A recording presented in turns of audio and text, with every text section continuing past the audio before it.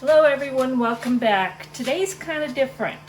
We've had a lot of requests for information about our off-grid system, so we're getting ready to do some big stuff to it. And Brian is here because most of this just goes over my head. So he's going to kind of give you an overview of what we have, what we're going to do, what we're getting rid of, and all those details. So, Brian. Okay. All right, so we live off-grid. We have no wires coming to the house. We have lived off-grid successfully since probably, considering while the house was being built and moving the trailer out here and everything, probably since 2004. 2006 is when we moved the trailer out. Okay, so it was 2006 then. And Actually, 2005, I think. I think it was 2005. 2005 when we moved out here. Yeah. And did that, and we've lived successfully off-grid since then. And seeing how we have been doing that for 15 years, there's parts of our system that are aging. The most important one that we have to replace right now is going to be our batteries. Now, when you look at an off-grid system, you have here, in this box here, this gray box here, we have our inverters. We have two of them, a master and a slave. Gives us 240 volts AC. And we also have two charge controllers that are connected to our solar arrays out on the hill behind us. Pardon me. And the charge controllers, which I don't think you can see because the way the camera is. No. We'll actually get a shot of those We'll show them later. Later on. But what the charge controllers do is that they're responsible for, whenever the photovoltaic arrays are active, that they're responsible for charging the battery banks. Now I'll tell you, when you look at an off-grid system, really the foundation, probably as far as I'm concerned, the most important part of the system is not necessarily the inverters, because you do have to have those, okay? Because they are the component. Yes, they are. They're the component that takes DC voltage, whatever it is, 24 or 12 volts, 24 or 48 volts in this country. And then what it does is that it inverts it into an AC type of power waveform. And that is what powers the house, and goes and connects into our main breaker box for the home. And that's where things like the refrigerator, the washer, the dryer, our computers, lights, TV, etc. Get their power so that we can run. Now the thing about the batteries is the batteries are consumable. I'll tell you right now, the inverters we have, they're old. They're about 15 years old. But these particular inverters are really industrial strength, and these should last 30. I've heard of people that have run these Trace Xantrex SW4024s 30 and 40 years, right, before those have actually broke down. Doesn't mean we're going to get that much life out of them, but really the big consumable in an off-grid solar type of power system, or power plant, because that's actually what we have here, is we're our own power plant, are the batteries. Now, the batteries that we have right now, these are lead acid batteries. Specifically, they're called valve regulated lead acid. They're a type of AGM, a sword glass mat. These particular batteries, both of these, and we're going to show you the other stack here in a moment. These are actually out of a telco. They were commissioned in 2001. What is telco? A telco, that's a telephone company. That would be probably a CO, the central office, and were used to back up the switching gear, etc., so that if there was a power outage, they would swap to the battery so that there would be no interruption in telephone service before the generators kicked in. So these had sat in a telco in a very controlled environment for I believe it was 4 years, because they were commissioned in 2001. The reason I know that is I took the serial numbers off of this and I called Absolite, which is a division of Exide, and had discussions with their tech support as far as how to handle the batteries, how to treat them, how to charge them, and also to find a little more out about them. Now, we've had them here in our garage for a little over 15 years. So these batteries, looking at them now, they're going on 21 years, or 20 years, excuse me. And these have a life expectancy of 25 years if they are treated perfectly. I actually feel really good about how well that they have performed for us. With a couple of exceptions, we really haven't messed up too much with them, and they did give us a good 15 years of service. During this time, I have friends and we have neighbors and friends who live off-grid also, and some of them are on their third battery bank now. They've consumed batteries. They have consumed them. When one of the things about your battery bank is you protect that. It is the most costly now, especially with how cheap that photovoltaic panels have become. It's really important that you know how to take care of these so you don't kill them. You know, a battery bank coming to the end of its life because of age is a whole lot different matter than one that was killed because they weren't cared for and maintained properly. So on these, when we look at this particular bank here, these are two 24-volt banks that are in series.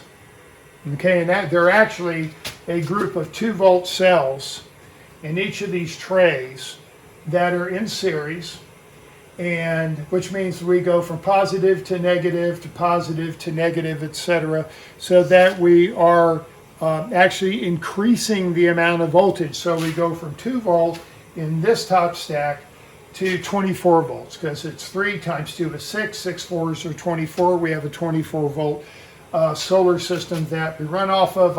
We have 2 identical stacks, and these 2 stacks are in parallel, okay, which means that they're actually what we call a current adding configuration, so that all told, this stack right here, probably when it was brand new, was, I don't know, probably pretty close to maybe 1800 amp hours of power in it.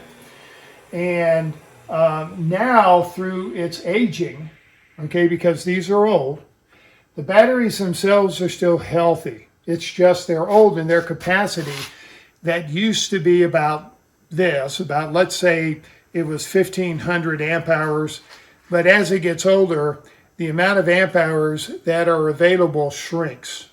Okay, so the capacity decreases. And what that means is that when we don't have sun and when we go overnight or whatever, and especially when it gets cold, capacity decreases on lead acid batteries when they get cold. That means we have less to draw from, and it's a further opportunity to have our generator start and supply power to the house and charge the batteries back up. One thing about lead acid batteries is that you do not want to draw these down any more than 30%. Keep that number in mind. All right, so all total between the 2 banks that we have, you haven't seen the other bank that we have yet. Once I got my monitoring set and did the math on it, total combined was probably maybe like 2200 amp hours of available, of totally 100% available capacity at 24 volts. Now, out of that, we can only use 30%. If you draw down greater than 30%, then what happens is that the life of the battery shortens. All right? These VRLAs, you know, I could have drawn them down by 50%, which means I wouldn't have run my generator as much. But what would have happened is that it probably would have shortened the life of these by 6-7 years. Okay, when I actually did the math, when I looked at the cycles based upon the depth of discharge that I got from the from the tech support support team out at Absolite. So we only had these go down 30%. So what we're really looking at is that out of that 2200 amp hours when they were new to us, this was back in 2005, 2006, we could only use, I don't know, maybe around 630 or 640 of those amp hours. That's all that we had to use. It wasn't the full 100%, because again, if I were to draw these down, I mean, completely take them down to nothing, I might get away with that once or twice or maybe 3 times, and then the batteries are gone. All right, they're just done. You know, and I've actually seen neighbors and friends of ours that have solar systems that did that, where they would draw them down to 50% because I don't want to draw, because I don't want to run my generator as much.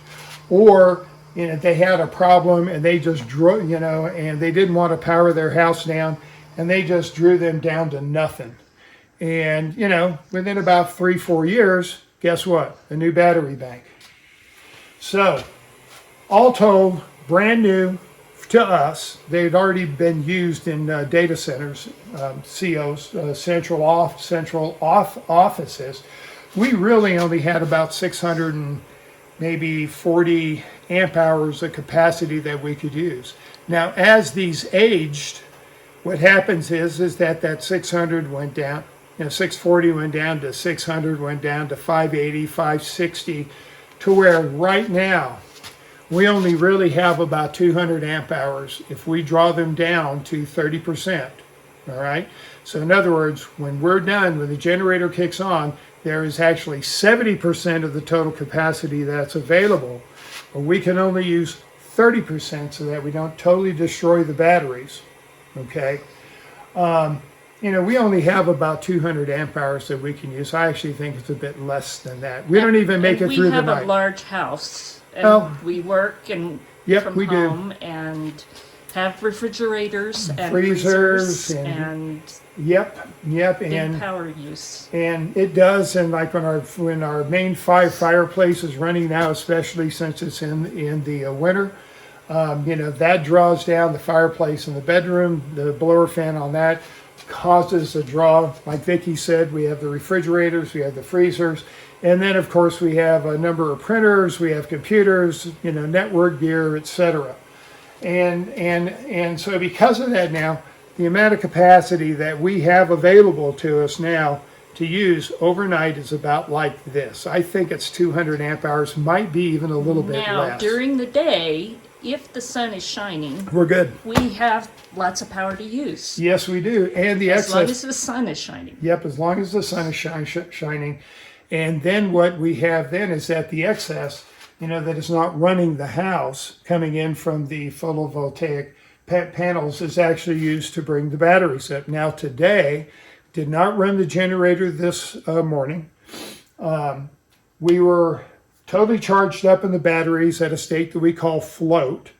And that was at about 1 o'clock. And then so the rest of this afternoon, the batteries really aren't really powering the house that much. They're just sitting there, you know, in this float state, and the house is pretty much running off of the photovoltaics. Now as the evening drops, and if you notice, I have an amp meter up here. As soon as that gets below zero at that part, then we start drawing off of the batteries. And the water pump and the water pressure pump both use a good amount of power. That they do, especially the pressure pump.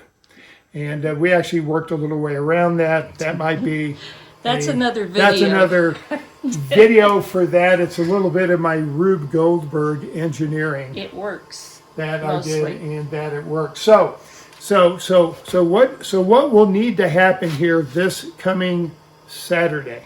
In a week. In a week, you know, 6 days from now. What we'll be doing is powering the house down. Completely. All the way down. And when I power the house down, I just don't kick the main breaker. I go to every breaker. First, anything that I can turn off, you know, anything that we can go in and turn off, printers, computers, routers, you know, all of that stuff. We're going to turn everything off that we can, so those go down nice and gently. And then I'm going to go around and I'm going to hit every individual breaker, powering every individual breaker off before I actually come to the main breaker on the inverter box and power it off, and then power the inverters off. And then we have a DC disconnect in here that you can't see right now because of the way the camera is, and power that off so that we have absolutely no load on the batteries. You know, these things are still going to have voltage on them. Granted, it's only 2 volts, but you know what? We're going to have to pull these out. So what we'll do once everything is powered off is that we'll come in here, we're going to disconnect the battery bank over here first, and we'll show you this one here in a moment. We're going to disconnect it from here where it's connected in via, you know, and as another parallel source of batteries. And then totally disconnect this battery bank, okay, from the inverter box. This is all powered off at this time. And then we're going to have to get this out. Now I'm going to tell you, when we installed this bank, when we installed that bank, Especially the other one. these are heavy. I'm not had kidding. 6 tile guys could not lift the big ones over there. Yeah, I mean, one tray of this thing right here probably weighs 140, 150, maybe 160 pounds. The batteries over here, easily over 200 pounds a tray. At least, like I said, 6 strong guys could not lift. They could not lift it. And so what we did is we used a bobcat, you know, with a bucket and a strap, and we lifted these in place. Now, we don't have the bobcat anymore. We have an engine hoist that has been modified so it can go tall, that if we need to, we can do that. What we're planning on doing is these batteries are held in place by a bracket here. We are going to go through, disconnect all of the copper that you see here, all of the interconnects between the different batteries, the different cells, and then the plan is, knock on wood. We need prayers. that we do, is that we're going to pull out these cells one at a time. We hope. If it doesn't, then what we're going to do is bring the engine hoist in, and we're going to pull these off a tray at a time with the engine hoist. I have a gentleman here in the valley that is picking these up for scrap. That's all they're good for.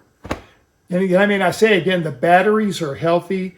They're just really old, and their capacity is down to like this. Usable capacity to not get them. I'm serious. In the morning on these, when we're already a deficit into the batteries, we can hit this with 70, 80 amps of draw coffee maker, folks. And it handles it. It goes down to a certain point, maybe loses about a half a volt, and then it pops right back up again, which is a sign of a healthy battery. If I knocked it down and it didn't come back, then yeah, you got real problems, right? So before we get to that place on this, we are going to remove them. So we're going to pull this bank out. Really, please pray for us that it's all going to go nice and easy. Yes. We're going to, like I said, a gentleman here in the valley is going to take these for scrap, and he's going to scrap them out or do something with them. I have no idea. I'm keeping the copper though. Yes. And then what we did is we have our new battery bank, okay, which are a more modern type of battery, and we're going to talk about those in a moment. And these are what are called lithium ferrophosphate. Okay, they're a type of lithium polymer type of battery, but it's really lithium, iron, and phosphate. And they don't have a lot of the bad characteristics that cause them to blow up and catch on fire and go boom, like they do in your phone. Oh, that makes me glad. Yeah. So we will be moving over to that in the middle. But what my brother-in-law Don and I did is that we went ahead and we built a rolling battery box. So the strategy is these go out, and then we roll the battery box in. It's on casters, heavy-duty casters. We will set the brakes in place, and then we will connect that up into the inverter box and power everything on. And pray a lot. Yay. Yes. All right, so this is our other Absolute 2P battery bank. Now, one thing that you'll notice about this is lower to the ground and wider. These are still 2-volt cells, okay? The thing is that they're bigger, they're heavier, and they have more capacity. So instead of having 24 of them like we do in the bank that we were just looking at, here I only have 12, and it's about the same amount of capacity. All right, and like I said, these were also in a data center. This was the system that came with our inverter box when we first, bought our off-grid system back in 2004 is when we bought the system. We didn't install it until about 2005 sometime. But these are much bigger, much heavier. This entire tray here, and this is one tray with three batteries, 2 volts each, 2, 4, 6. So we got 6, 12, 18, There's 24. 4 of them. You don't see the bottom. There's four of them. These are over 200 pounds each. The batteries themselves, I believe, probably weigh 70 each, about. Might be a little more. It may be more. Okay, and so again, what we will be doing is taking this metal clamp off, brace off, whatever the heck it is, and then we are praying and hoping that we can pull this out. I have 3 people here to help out with this, right? And so that no one gets hurt, and we're going to wear steel-toe Crocs. Just joking about that. Yeah. But we will then go ahead and pull these out, and one at a time, go ahead and get them on the trailer for the gentleman that is going to be taking these for scrap. All right, so this is a close-up view of the inverter box. Okay, over here we have 2 of the Trace Xantrex SW4024 inverters. By the way, this part right here, each one of these is about 100 pounds.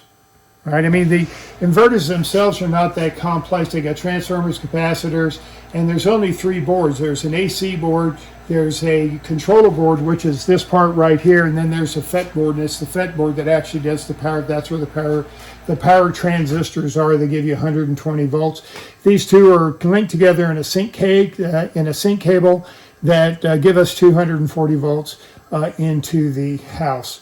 And then over here is our DC disconnect. So all of our cables, these guys here are connected in there. Plus I've got a couple of shunts that are used for the monitoring up there on that status monitor, as well as another shunt that's used by these Midnight classic charge controllers that I can actually look at what these are doing in the state of the photovoltaic array and the battery banks on my computer or on my phone. And so when we get ready to shut everything down, I have breakers on the left side for the house. We'll shut those down. We'll then go ahead and stop these guys from inverting, the inverters from inverting. It's through that red button right there. And then we'll go ahead and click and hit the breakers, the DC breakers and the DC disconnect, and then we'll be ready to go ahead and pull this battery bank out. And that's pretty much it. Up here on the left-hand side, that right there, that is for our wind generator, which currently is down, so it's really not doing anything. Just sitting there. For people to ask, what the heck is that? Well, it's the charge controller for our windmill, which is down at the moment. It may never come back up, I'm not sure. It wasn't that effective, except sometimes it helped in the winter when we didn't have sun. Really, yeah. But not a lot. Yeah, not a lot. Not it was a lot. only about 1,000 watts of charging onto the batteries. But what it did do is that overnight, if there was wind and if we started going into the battery deficit a bit much, then, that actually kept us from running the generator. So, I'm not sure if we're going to bring it back up again because I don't see it as being, we're not missing it right now. So, all right, now this is, you're probably just going to see like my hand and stuff because of the space that we have here. But this is what is replacing all 36 of the batteries that we just looked like a few moments ago. Now, this is the battery box. My brother-in-law and I built this. It houses 6 of the lithium ferrophosphate 4. And they're, you'll see them as LiFe SO4 type of batteries. Now, where the other batteries that we had were 2-volt cells that were connected in series to get us 24 volts, and then in parallel between 3 different banks in order to increase the available amp hours of power. Each one of these batteries is a 24 volt battery. Now, the batteries that we bought are from a company called Simplify. That's Simpliphi, as in, you know, pies are round, not square, all that stuff, you know. 3.14159, blah, blah, blah, Pies blah, are blah. round, you eat Yes, them. yes, I do, and I love eating them too. But each one of these are 24 volts and are 150 amp hours at 24 volts. Now, some of y'all are doing the math right now and saying, now come on, Brian, 2200 amp hours, right? 900 here. How is that better than what you currently have? Well, the reason being is that you can draw these down 90%, not 30%, but 90%. So basically, you have 3 times the available capacity To use. to use. Okay, so remember what I said, you know, the lead acid ones, you know, when we first got them, it was 2200 amp hours, but we can only really draw them down 660 or 640, I think it was. And then as they got older, that shrunk and shrunk and shrunk.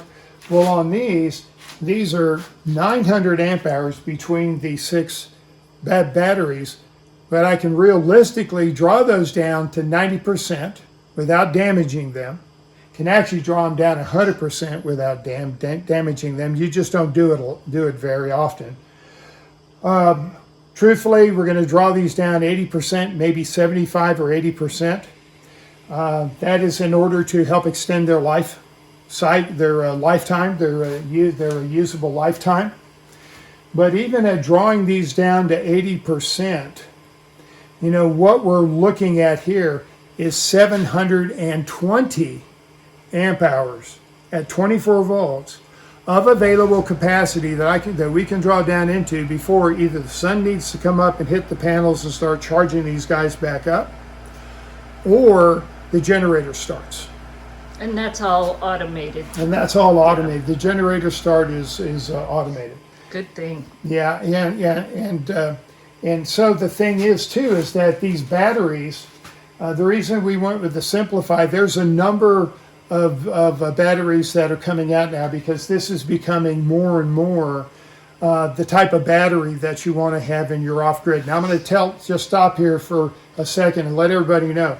I have been an advocate of nickel iron flooded batteries for years. Just once I learned about them. Nickel iron batteries, which are the old Edison Railroad batteries, you can beat the living snot out of those things. Okay, and that's a technical term. Yep, that is. And I mean, you can overcharge them, overdraw them. The only thing you don't do is let them run out of water. That's it. If you let them run out of water, you get what's called carbonation, and it kills them. But if you do everything else but that, it's what my brother-in-law and his wife have in their solar system. But the only thing is that to get this amount of capacity, we would have had a double-tiered battery bank that would have been probably about, I think it was 8 feet long by about 4 feet out from the wall and about 4 feet tall. And they would have had to have been in a vented battery box, a big one. Which this is going to be sort of vented. This is it. But, well, yeah. The venting is just for heat. It's, it's not a fan running on it. No, but when you vent things like flooded lead acid or flooded nickel iron, what you're wanting to do, you got to get rid of the hydrogen so that your garage doesn't go kaboom. All right. So anyway, we got 6 of these. We're going to wind up with greater capacity, okay, than what we had even when our 2200 amp hour stack of batteries, when they were new to us, they have a 10,000 cycle expected lifetime. Okay, so 10,000 cycles to 80%. That's 20. I did the math on that. If we did that every day, totally drew them down 80% every day, 10,000 cycles was 27 and a half years about. Before they would say, okay, time to replace these.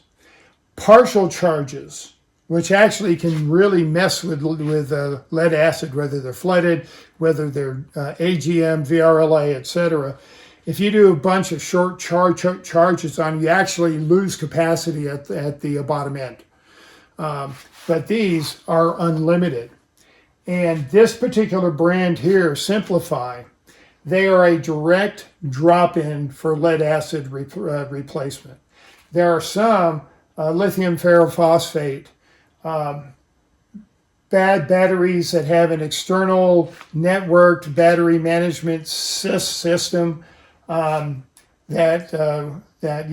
you would need to get the newer types of inverters so that the battery management system would talk to the inverter so the inverter doesn't overdraw these or overcharge them, etc. These have a battery management system in it, but it's in each of the batteries. They work independently.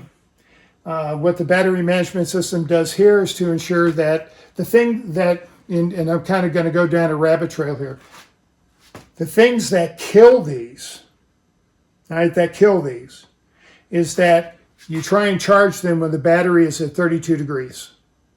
If you try and charge a lithium ferrophosphate battery when the actual battery temperature is 32 degrees, you're going to kill it. The other thing is that if you hit it, I don't want to really use the word overdraw. It's more like overcurrent the battery. So what happens is that if you hit the battery bank with more draw amperage than what the battery bank has. So in this particular case here, these are 80 amps.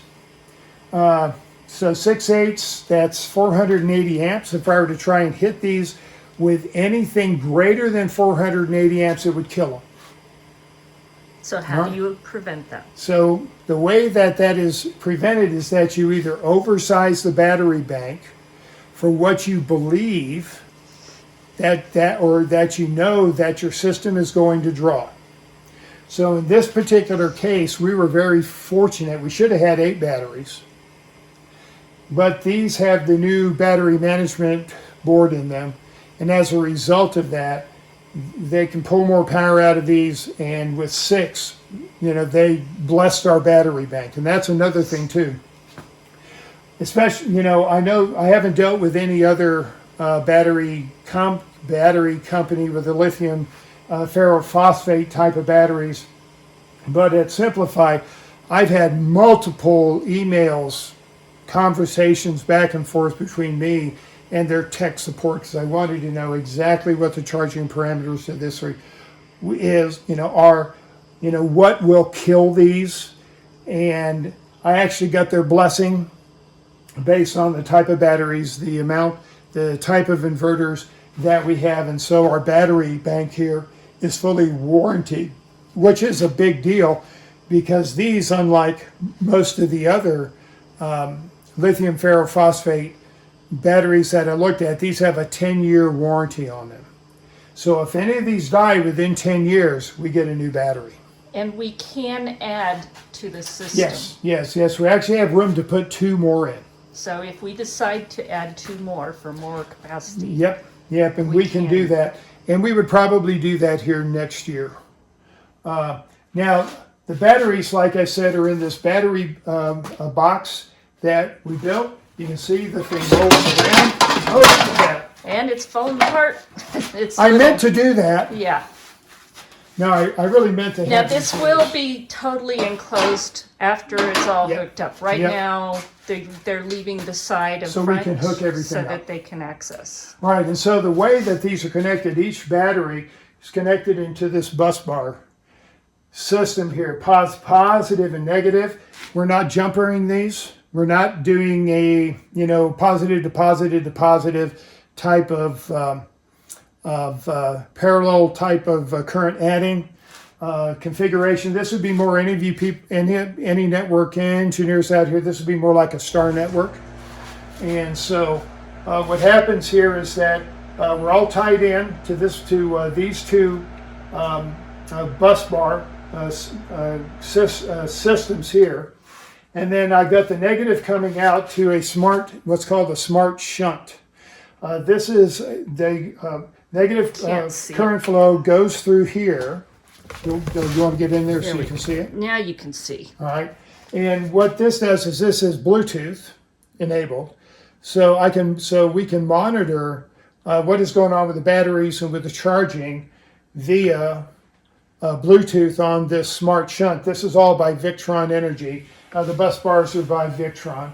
This third bus bar set out here, if you notice, I've got the negative going to the shunt, going back into the negative bus bar here. I've got a jumper here for the positive bus bar on here.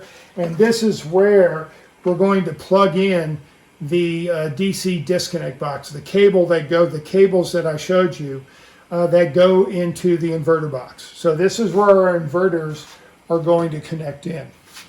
This is called a Servo GX. This is actually it's a small computer.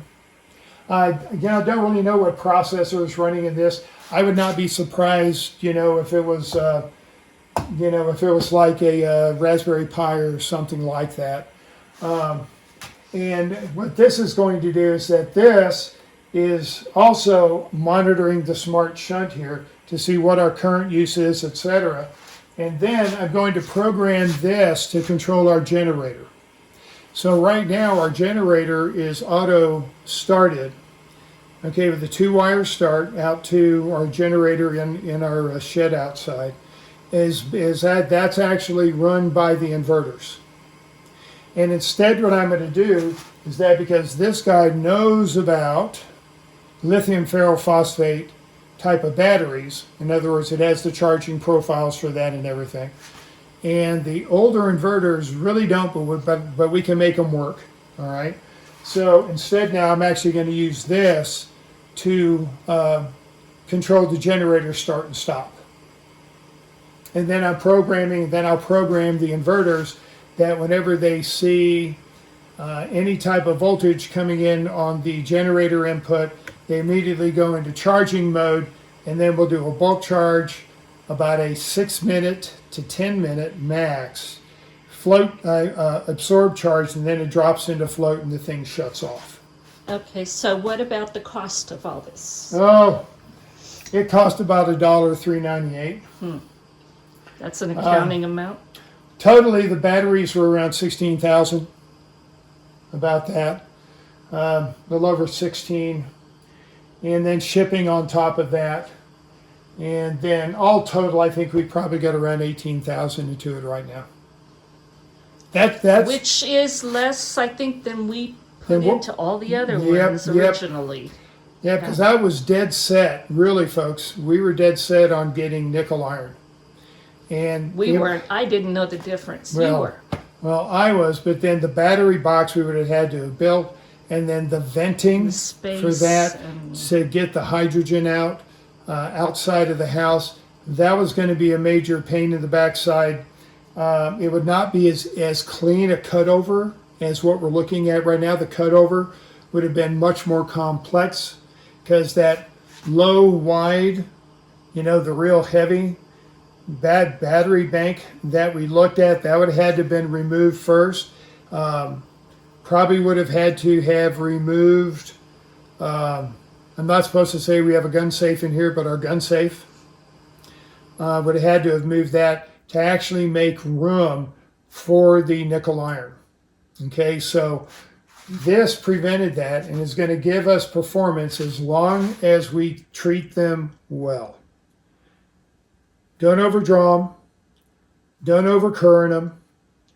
Don't charge them if they're at 32 degrees. How do we monitor that 32 degrees? In here, I am purchasing a little controller. It's like the one I use for fermenting my beer with. It has a cool side and a heat side. And oh, and by the way, too, you don't want these to get any hotter than 113 degrees. And I don't see that being a problem. No. Now, another part that we have, and maybe in a final video, will show how this is all connected up. But I will have a controller in here that is used for, that has a temperature sensor on it that's going to go right between the two center batteries here. And if the batteries get around 50 degrees, then I have a 40-watt light bulb that will be turned on here for heat, incandescent. And then there's going to be a fan on the front door that once it gets up around 90 degrees, that'll kick in and actually pull air in around the vents to cool the batteries. So that way, the idea is that we keep these in an environment that's between 50 and 90 degrees. And the garage is fully insulated. Yeah, it is. Pretty well insulated. So yeah. I don't think we've ever gotten down to 30, I think in the 40s. We got down to the low 40s a couple of times. That's when it was below zero outside. Yeah, for a while. And then we have kerosene space heaters. And then I've got a jet heater as well, that if we need to really crank up the heat in here for the cats as well as the bad batteries, we can do that as well. But so this is what is going to be replacing it. The tall battery bank goes out, and then this one rolls into place. We're going to cut a hole to bring those either here or over here. I think we're going to do it there on the back side. And then we're going to run the cables, the negative and the positive here for the inverter box. And then at that point, it's just a matter of powering everything up, reprogramming the inverters, and then we should be good to go. And we're praying a Yes. lot. Yes. Because that's everything for our house. Yes. And like I said, we're going to have, I don't know, 4 or 5 people here helping out to get the batteries out. That is the big one. That is the one that I'll tell you right now that I'm probably most concerned about, is getting those out safely. Like I said, prior to this, we had a Bobcat. Well, I do have offer from my subscriber for Yeah. her husband and son Yeah, that they come will over. help if we need some extra Extra manpower. muscle. Okay. Yep. So anyway, that's our new solution. This replaces 36 lead acid, valve regulated lead acid batteries, and we have greater usable capacity. Which makes me really, really happy. Absolutely. Now, I will try and video some of that next weekend. However, I have to stay out of these guys' way for safety, me and them.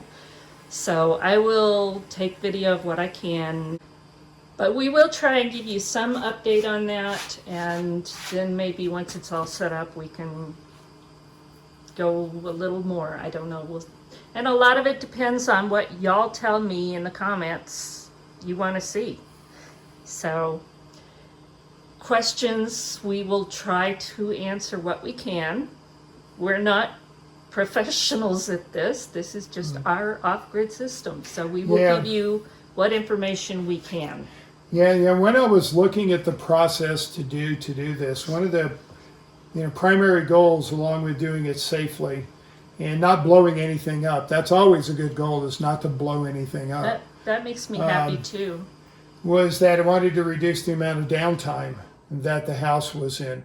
Because one of the things our home does is that we, in the internet network in our valley, we have a peer-to-peer radio network, and we are a hub for probably 10 other homes. So we need to warn them. And I've already I've already done that. Yeah.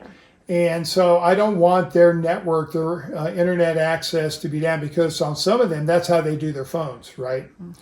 So at that point, I wanted to make sure that the amount of downtime we had was minimum. And as far as the processes go from A to Z, I really looked at this from when we would do push-pulls of servers in the data centers that I've worked in. So you basically have a working server and the services that are running on it, you're going to pull that out and you're going to put another one in that's already pre-built, which is what we've done here. This is all pre-wired, so All it's pre-wired. just a matter of plugging it in Yep. when it's moved over. Four and then wires there. programming. 4 wires there, and then crank the thing on, program the inverters, and then turn the inverters on to And these power are the house. charged. You have already charged Yes, these batteries. yes. Yeah. There is what is called a commissioning process. And I've gone through and did that on each battery, which is you charge it up. They probably come, I think they come anywhere between 30 and 50% charged. And what you want to do is get them up to a full charge. And before you put a load on them. Very important. So, and I may actually this week go ahead and put the charger that I have on these and just kind of make sure that they're at 100% before we put them in on Saturday, install them on Saturday. All right. And so that's pretty much it. So that's our big off-grid project, and we're very excited because this needs to be done. Oh, by the way, this is an ask from me. If you know anybody that has an older off-grid system that has some of those Trace Xantrex 4024 inverters and they want to get rid of them, or they want to get rid of one, it would be great if it was working. If it's not working, we can deal with that if I know what's wrong, because it's only like 3 boards in them. It's the controller board, And the he's AC a computer board, geek. and the FET board, you know, and I know where to get those. And if it's like the FET board, I can just replace the FETs if they're bad. But the thing is, if you know anybody that's like that, have us get in contact, because I would like to have one extra so that we have a backup in case one of the inverters die. So 2 would actually be pretty cool. yeah. So if anybody knows of anybody that has those, please let me know. And okay. All right. Thank you guys for watching. I hope that this was helpful and your brain's not spinning too much. Mine usually is. But it's very exciting, and we're so looking forward to doing this next Saturday, even with all the work. Yep. And I'm going to be having to do some creative cooking to try and feed these guys while they're doing all this work with no power. So this is where you get into those preparations that you make. We could hook the Green Mountain Grill up to that 12-volt battery, old battery over there, and smoke a brisket and smoke a tri-tip. We could do that. Smoke a tri-tip Yeah. and do tri-tip We could have potato sandwiches. salad, which you Yep. can't have, but we could put that in the cooler. You could cheat. Okay, I will. All right, guys, thanks for watching. And if you enjoyed this, please leave a comment. Let me know what you think. If you have questions, give me a thumbs up, and make sure that your little notification bell is clicked, because there's going to be more of this off-grid system. God bless, and we will talk to you soon.